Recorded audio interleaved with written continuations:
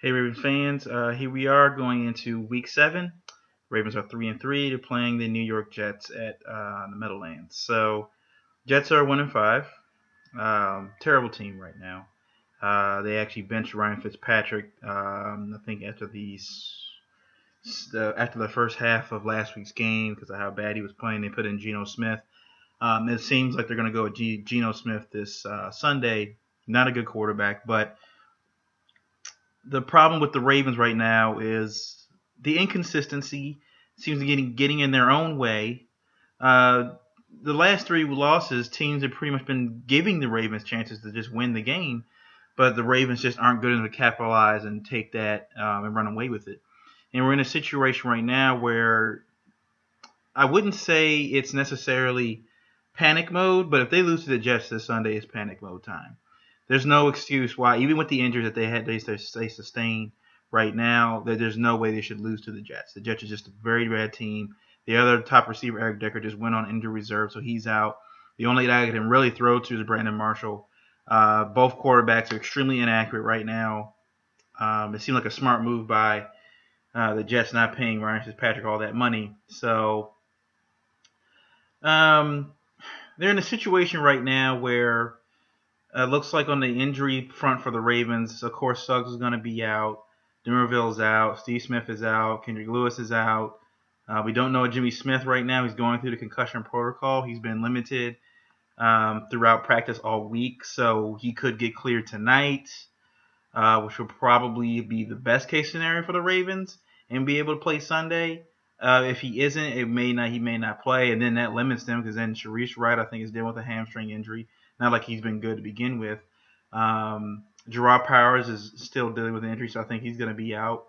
So they're literally down to pretty much just Tavon Young at this point. Maybe shove in Anthony Levine, and I'll get to that in a little bit. But their secondary is hurt. They're beat up right now. Front four can't get any pressure on the quarterback. So you're probably going to have to see, with Dumerville and Suggs out, Matt Judon's going to probably start, and Correa's going to probably start as well. Darius Smith. You're going to see Zach Orr out there. Mosley's probably not going to play either, just because the bye week is coming up. So I think anybody with even the paper cut right now is going to sit. On the offensive front, like I said, Steve Smith is out. You're going to have Yonda's going to be out this week as well. We think Stanley's going to come back. He has practiced all week. He's been limited as well, but we're not sure. Again, that's up to the coaches. That's up to Harbaugh. And up to this point, Ronnie Stanley said that he feels like he's ready to go, but it's been up to John Harbaugh for the last 2 weeks of whether he wants to get put on the field or not. And Flacco has been back there getting destroyed.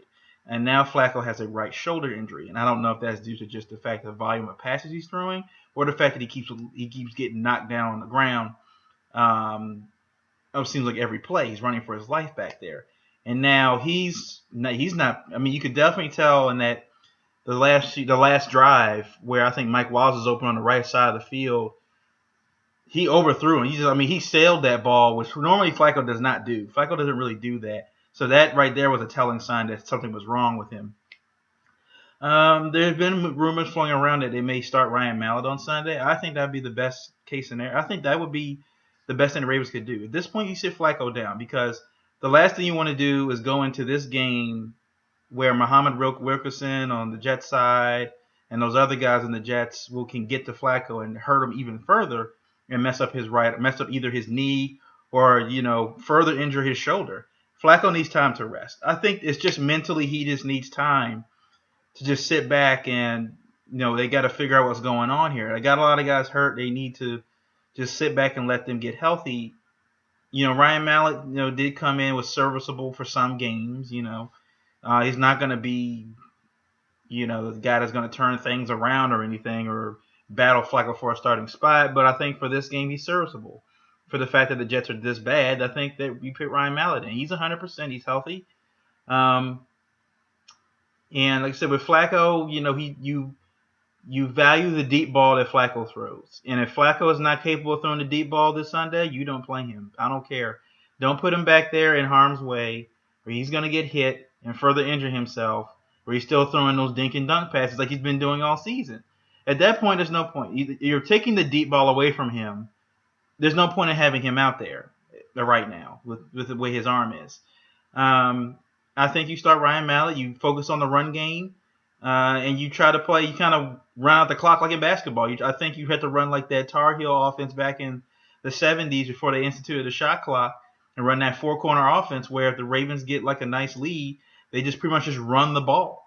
Just run the ball down their throats, and just run the clock out. And just, force the Jets to make them one-dimensional, force them to throw the ball so they make mistakes.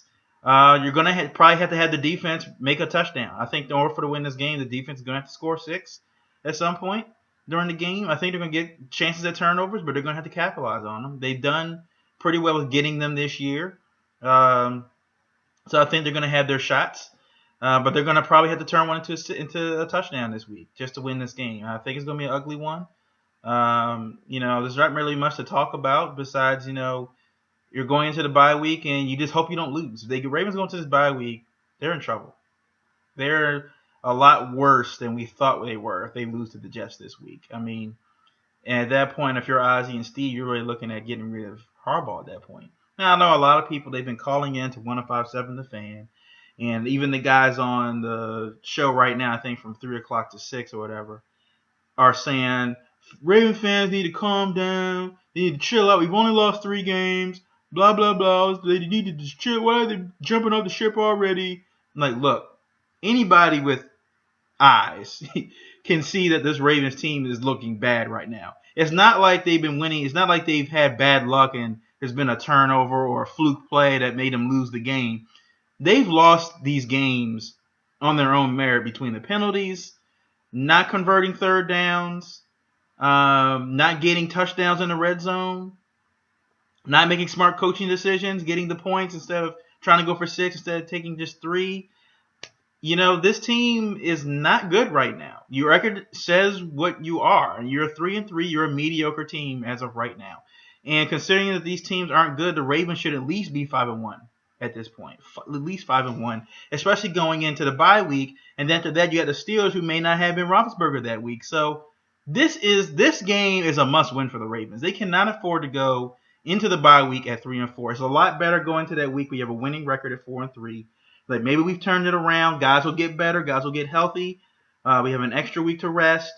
Get things right. Get the ship right. The offensive coordinator has another full week where he can get things together, try to develop his own plan for the rest of the season. But this is a team where, the injury bug is hitting them again. And it's just, like I said, it's just they're getting in their own way with the penalties. They're just not disciplined enough. They just don't seem, and it seems like when they get down, they just get down. Like you see their heads hanging low and, they don't seem like they're capable of getting out of their own funk, so to speak. That they have to be able to score first or whatever and take the lead. But even in that case, the last couple of games, they've been able to take the lead and they end up losing the game. So they're not closing these games out. They're losing at home. A lot of things are going wrong for the Ravens right now. You look at the last season where everybody got hurt and it's happening again. A lot of their key players are now out. Suggs is going to deal with a long-term injury for the rest of this season with his biceps. And, he says he's going to play through that. Dumerville is a foot. You don't know if he's ever going to be healthy at this point. Ronnie Stanley with his foot, how 100% is he going to be even from this point on? Yanda, Yanda's a tough guy. He doesn't sit out for anything. So if he's sitting out, there's a problem. Jimmy Smith with a concussion, you get concussions, you're more susceptible to getting them later during each year. I mean, you get more and more used to getting concussions. Your body just happens on a more regular basis. So that's going to be an issue for him. Right now, and Steve Smith, he's 38 right now. So, the rookie offensive guys really aren't, showing, they're not doing anything. You haven't put Kenneth Dixon out there really. He got a couple passes last week, but that was about it.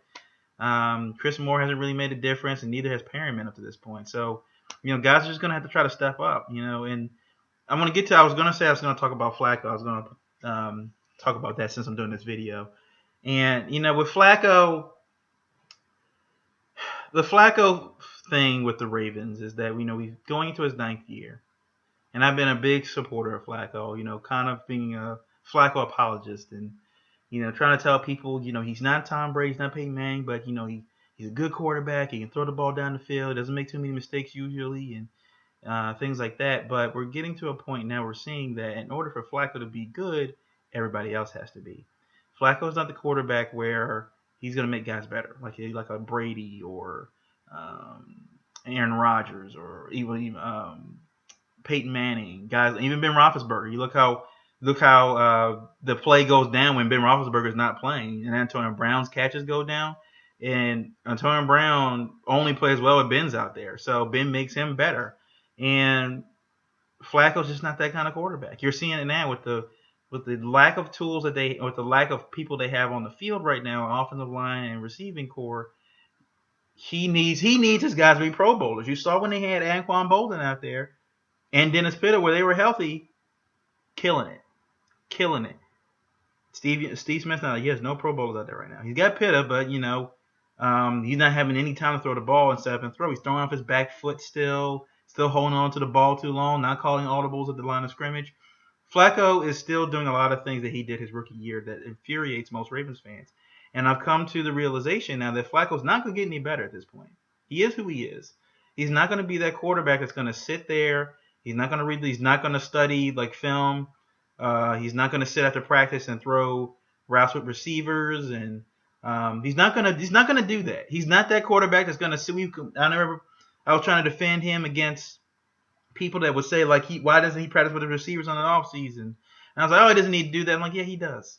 Good. If you're going to be great in this league, you see those guys. Those are the guys that put in the extra work. Like the Ray Lewises and Jerry Rice and Dion.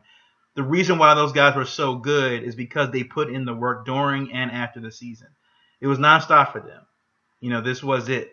Flacco seems to be a very 9-to-5 guy. Like he goes into practice and they kind of tell him what to do and he just does it. He doesn't really worry about, asking questions probably in the offensive meetings and taking down notes or trying to study at home and practicing receivers with their routes and stuff. He doesn't seem to really care about that. When he goes back to the sideline, a lot of times he just sits there waiting for just turn to come back up. He's not sitting back there, with, going through the tablets and looking at the, the plays that just happened and trying to figure out things. He's not that kind of quarterback. He needs a good offensive coordinator and he needs good talent around him to succeed. That's the kind of quarterback he is. And to be honest, that's the way most quarterbacks are in this league. We've been spoiled, I think, as fans with guys like Peyton Manning and Tom Brady and Aaron Rodgers and even Tony Romo in his prime. We've been spoiled by those guys. Okay, now Aaron Rodgers is taking a step back. He's not playing that well right now. But now that Tom Brady will probably be on his way out in a couple of years and Peyton's already retired, you're starting to see that the rest of this league in the NFL is average. The quarterback play is pretty average. There's really no one that's like lighting the world on fire. I mean, Matt Ryan's playing well right now, but he has a history of folding in the second half of seasons and the playoffs. Matthew Stafford's the same kind of thing where he plays well for a few, like maybe 7 or 8 games, and then at some point he starts to fold. Tony Romo, and Alex Smith is a game manager. He's not really a quarterback that's going to take that team to the next level. He just kind of doesn't make mistakes, won't throw the ball down the field. And, Andy Dalton's known to choke. So you're seeing now that this league is now made up of average quarterbacks. When these guys leave, minus Drew Brees, and Drew Brees, when he's not in the dome, is an average quarterback. When Tom Brady finally leaves, who is the elite quarterback in that? What determines what an elite quarterback is? Russell Wilson isn't setting the world on fire anymore. You're not seeing this where it's like, oh man, this quarterback is completely dominating, minus Tom Brady. Tom Brady dominates when he gets out there. I don't like him, but the guy dominates. They run a good system there in New England. And you're just looking around the rest of the league, and Joe Flacco was pretty much like everyone else in this league for the most part. There's no one that's really that much better than Joe Flacco. Everybody, it seems, is the same way. But the reason why those guys, we saw Tom Brady and Peyton and those guys and Ray and Ed and Jerry Rice, and those guys put the extra work in after practice. That's what makes them great, is that they took it to another level. And I don't think Flacco's going to do that. Flacco's not going to take his team to another level. Saying that, I also think that the Ravens, I would not be surprised if they draft a quarterback coming this next season. With Flacco getting hurt now with his knee, he may have a nagging shoulder injury. Who knows how long that's going to be. He's starting to rack up injuries. He was healthy for 7 years of his career, until last year when he got the knee. Now he's got a shoulder issue. So I think the Ravens have to be looking at, look, man, we got to find his backup. We're going to have to find somebody to maybe replace him because we can't trust Ryan Mallett. We need to find somebody that's going to be able to come in for Joe Flacco. You know, he's been nine years here. It'll be year 10 next year. They got to find somebody that's maybe his replacement at this point. You know, groom him for a couple of years and let him come in. But I would not be surprised if the Ravens in like the third round take a quarterback. I think the Ravens should take that kid out of Oklahoma. That guy is a winner. Okay, Baker Mayfield. I think the Ravens should take that kid. He knows how to win football games. He doesn't have a lot of talent around him this year, but he is a fighter. He's a warrior. He always he seems to be a real leader. He gets his team involved. He's with his play. I think he's an excellent football player. I'll let the Ravens draft him. He's not that tall. I think he's only 6'1", but we got the Russell Wilson getting it done and Drew Brees and Terry Bridgewater and those guys. I think that he could be succeeding. I think the Ravens should go after him. That's just me, though. If you guys don't know him, look up Baker Mayfield from Oklahoma. Just check him out. He was a transfer from Texas Tech, and he was a walk-on there at Oklahoma. He walked on and took the starting job, so that tells you right there. You know, Oklahoma's a very solid football program. For a guy to walk on and take that starting football job is a big deal. You know, going into this week, you know, I think the Ravens pull it out. I think it's going to be another close one. It's not going to be anything special. Just because it says it's going to be windy, so the deep ball's not going to be a factor. I think it may come down to a field goal. It'll be 17-14 Ravens, I think. Maybe it's flat. Maybe Harbaugh gets it through his thick skull, and maybe he needs to kick a few field goals to win this game. So I think he's going to go ahead and realize he needs to get 3 points when he can get it. And I think the Ravens win 17-14. I just can't fathom them losing to the Jets this week. If they do, I'm just turning in my stuff already because it's going to just go further downhill. So I think they go 17-4. I think they can win 17-14. I do think the running game has a big day on Sunday, only because of the wind and, you know, Ryan Mallett no rapport with the receivers. I mean, Flacco honestly has no rapport with the receivers really anyway. So it's not really going to be that much of a change, I think, play-wise.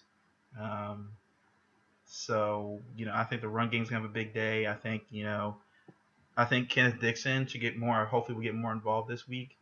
Definitely going to see a lot of Terrence West. I think he's going to another big day. I think the defense. I think they'll hold their own. They said they'll only let them score 14.